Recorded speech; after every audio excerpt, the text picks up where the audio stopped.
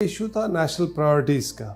आप एक जंग से निकले 65 में, फिर 71 में पाकिस्तान डिसइंटीग्रेट हुआ, तो आपके ऊपर और इतने सीरियस क्राइसिस थे कि आप ज़रा साइंटिफिक एक्सप्लोरेशन ये प्रायोरिटी जो है इतनी नहीं थी उस वक्त।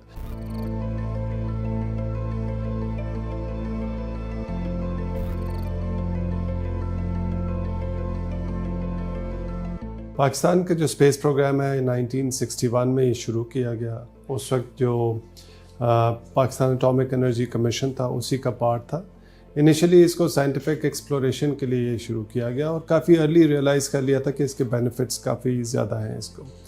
फिर 64 में इसको एक इंडिपेंडेंट बना दिया गया, स्पार्को का space and upper research commission के नाम से इसको बनाया गया और डॉक्टर IH उस्मानी जो इसके हेड थे इस पर।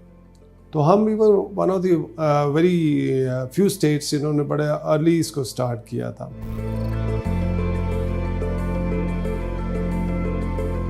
सारा ऑब्जेक्टिव यही था कि इसके पीसफुल डिविडेंड्स जो लॉन्ग टर्म में होते हैं डेवलपमेंट के लिए, इकोनॉमिक डेवलपमेंट के लिए, बिकॉज ये उस वक्त का था कि दुनिया भी इस चीज़ को समझ रही थी कि इसकी क्या क्या चीज़ें हो सकती हैं।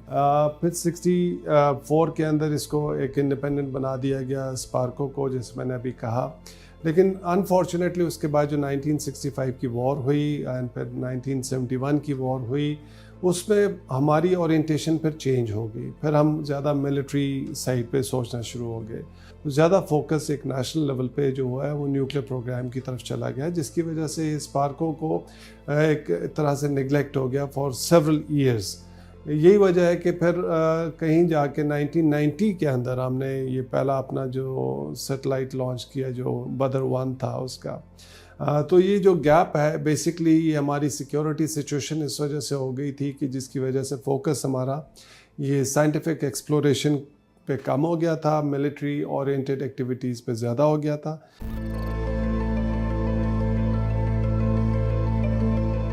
स्पेस जैसे सारे डोमेन्स होते हैं उनके मिलिट्री एप्लीकेशंस भी हैं और पीसफुल एप्लीकेशंस भी हैं। तो मिलिट्री एप्लीकेशंस में तो हम जब देखते हैं कि जो सैटेलाइट्स अगर आपने लॉन्च किए हैं उसको प्योरली मिलिट्री पर्पसेस के लिए यूज़ कर रहे हैं, क्योंकि अभी तक किसी स्टेट ने वेपन्स स्पेस के अंदर प्लेस नहीं किया है। ट्रीटी भी है, एक इंटरनेशनल अंडरस्टैंडिंग भी है और रिलक्टेंस भी है कि स्पेस वेपनाइजेशन की तरफ ना जाएं।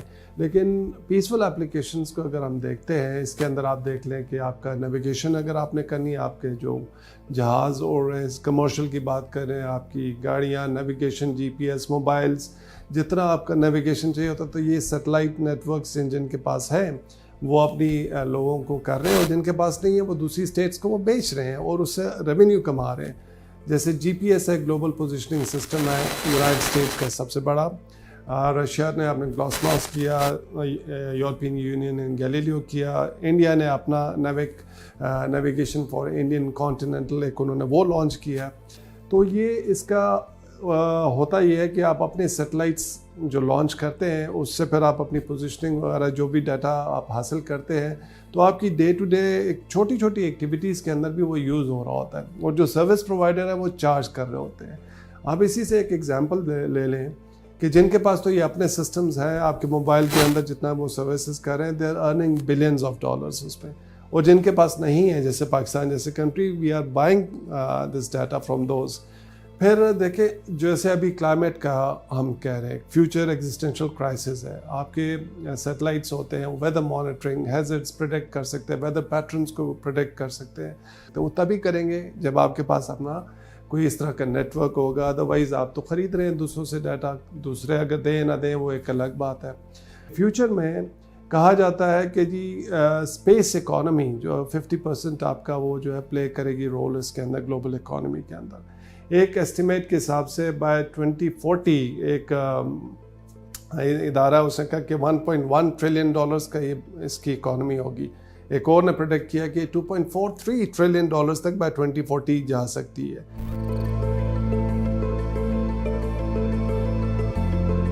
ये इशू था नेशनल प्रायोरिटीज़ का। आप एक जंग से निकले 65 में, फिर 71 में पाकिस्तान डिसइंटीग्रेट हुआ, तो आपके ऊपर और इतने सीरियस क्राइसिस थे कि आप ज़रा साइंटिफिक एक्सप्लोरेशन ये प्रायोरिटी जो है इतनी नहीं थी उस वक्त। دیکھیں میجر ہرڈلز جو ہم بات کرتے ہیں کہ اسپیس پروگرام کو کس طرح سے امپیڈ کیا یا سلو ڈاؤن کیا، تو پہلا تو آپ کی جو اویئرنیس کا ایشو ہے کہ آپ کے نیشنل لیول پہ starting from common people to university academia to leadership اتنی اویئرنیس نہیں تھی کہ اسپیس ریس کس طرف سے جا رہی ہے اور اس کے کمرشل کتنے زیادہ فیوچر کے اندر ہوں گے. ہم اس میں سلو رہے. سیکنڈ، آپ کا سیکیورٹی کمپلشنز ایسی تھیں، پرابلی اوور آل آپ کی نیشنل آؤٹ لک زیادہ فوکس تھی کہ جی آپ اپنے سیکیورٹی کو پہلے دیکھیں یا ڈیولپمنٹ سائڈ پہ دیکھیں. تو یہ بیلنس زیادہ تر ہم مینٹین نہیں کر سکے. ہم زیادہ سیکیورٹی کی طرف رہے، کمپلشن بھی تھی لیکن ایک ہمارا کلچر بھی اس طرح سے رہا ہے. تیسرا فائنینشیل ریسورسز کی بات ہے کہ ایز اے ڈیولپنگ کنٹری ہمارے پاس اتنے ریسورسز نہیں ہے کہ ہم ہر جگہ پر اس کو جتنی ضرورت ہے وہ کر سکیں. چوتھا، انٹرنیشنل کولیبریشن کی بھی بات ہے، وہ بھی ایک بہت بڑی لمیٹیشن ہے کہ چونکہ ایک ہمارا ملٹری اورینٹڈ نیوکلیئر پروگرام تھا جس کی وجہ سے دنیا جو ہے تھوڑی سی ریلیکٹنٹ تھی ہم سے کولیبریٹ کرنے کے لیے اسٹریٹجک ایشوز میں. اس میں چونکہ ہمارے میسائل پروگرام بھی ہے، ڈیلیوری سسٹم ہے، تو میسائلز اور ڈیلیوری سسٹم یا polar launch satellite launch vehicles وغیرہ ان کی ٹیکنالوجیز تقریباً ملتی جلتی ہیں. تو وہ بھی ریسٹرکشن ہمارے لیے بہت رہی کہ ہم وہ جو اپنے سیٹلائٹ لانچ وہیکل اگر بناتے بھی تو شاید ہمیں دنیا اس طرح سے ہیلپ آؤٹ نہیں کرتی جس طرح سے انڈیا کو ہیلپ آؤٹ کیا انہوں نے. وہ for other political reasons also, and then India had big kitty money, ان کے پاس کافی تھی تو ان کے لیے اس وجہ سے بھی وہ ہوا.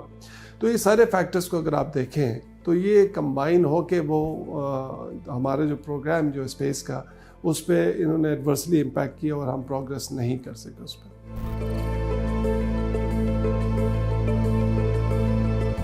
چائنا نے دیکھیں آپ کو جو سیٹلائٹس جو آپ نے بنائے اس میں سے زیادہ تر ٹیکنالوجی کے کانٹیکس میں انہوں نے ہیلپ آؤٹ کیا. پھر چونکہ ہمارے سیٹلائٹ لانچ وہیکلز نہیں ہیں تو ہم نے جو لاسٹ 2011 کے اندر جو 18 میں میرا خیال جو سیٹلائٹ لانچ کیا تھا وہ پھر ہم نے چائنیز سے اسے کیا تھا. جیسے انڈیا دوسروں کے لانچ کرتا ہے اسی طرح سے چائنا نے ہمارے لانچ کر دیا تھا. پھر ایک ہمارا یہ ہے کہ ایسٹروناٹ جو چائنا اپنا ایسٹروناٹس بھیج رہا ہے اس کے اندر بھی ہم ایک پارٹنرشپ کر رہے ہیں کہ جی پاکستانی ایسٹروناٹ بھی ہو بائی 2024 اس کے اندر چائنا ہیلپ آؤٹ کرے گا. پھر ایک ہم نے 2011 میں اسپیس ویژن دیا تھا 2040 جس کو پھر 2047 بنا دیا. 1947 اسٹارٹنگ انڈیپینڈنس سے 2047 کہ 2047 میں ہم نے کوئی بینچ مارکس رکھے. اس کے اندر پرابلی انٹینٹ یہی ہے کہ ہم چائنا چونکہ اس میں ٹیکنالوجی میں کافی ایڈوانس ہے ہم ان کے ساتھ مل کے کام کریں گے. تو چائنیز اس میں ہیلپ آؤٹ ہمیں کر رہے ہیں اور سارا یہ وہ پیسفل اپلیکیشنز کے لیے ہے، اس میں ملٹری کا کوئی نہیں ہے، اسی لیے یہ اوپن بھی ہے. ہم اس کو پبلسائز بھی کرتے ہیں. جب لانچ بھی ہوا تھا وہاں پہ جا کے ہمارے آفیشلز نے لانچ کیا تھا، وہ میڈیا پہ بھی آیا تھا. تو اس میں کوئی کوورٹ ایکٹیویٹیز ہم اس طرح سے نہیں ہیں اس میں.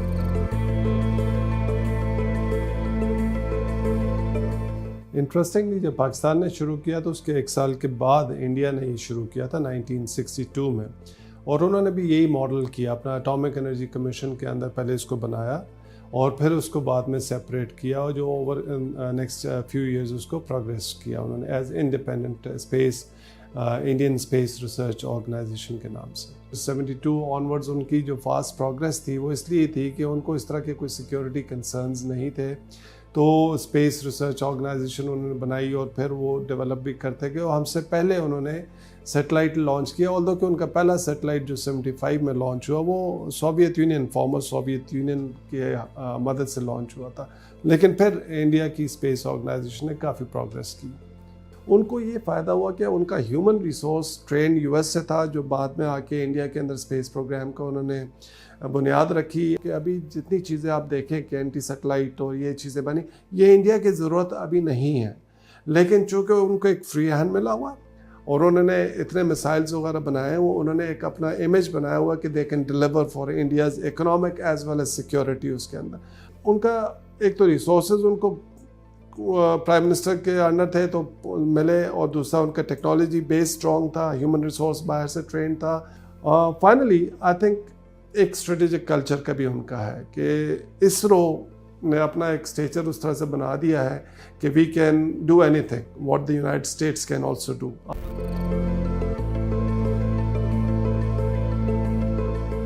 सबसे पहले देखिए आपकी लेजिस्लेशन ही नहीं है स्पेस रिलेटेड पाकिस्तान के अंदर, तो जब आप लेजिस्लेशन बनाएंगे, आप एक civilian entity, private independent entity बनाएंगे, तो चूंकि इसके अंदर मनी इन्वॉल्व है, इसके अंदर रेवेन्यू बहुत जनरेट किया जा सकता है, और हमारे पास ग्लोबल एक्सपीरियंसेस हैं कि इंडिविजुअल लाइक जैसे मैंने कहा था एलन मस्क, जेफ बेजोस वगैरह, जब वो बिलियंस करें तो there would be people investing in it, because businessman को तो पैसा रेवेन्यू जनरेट करना है। तो आई थिंक अब टाइम ये इसका आ गया है, और ये ऑलरेडी हम काफ़ी इससे लेट है कि we need to have an independent civil entity looking at the commercial aspect.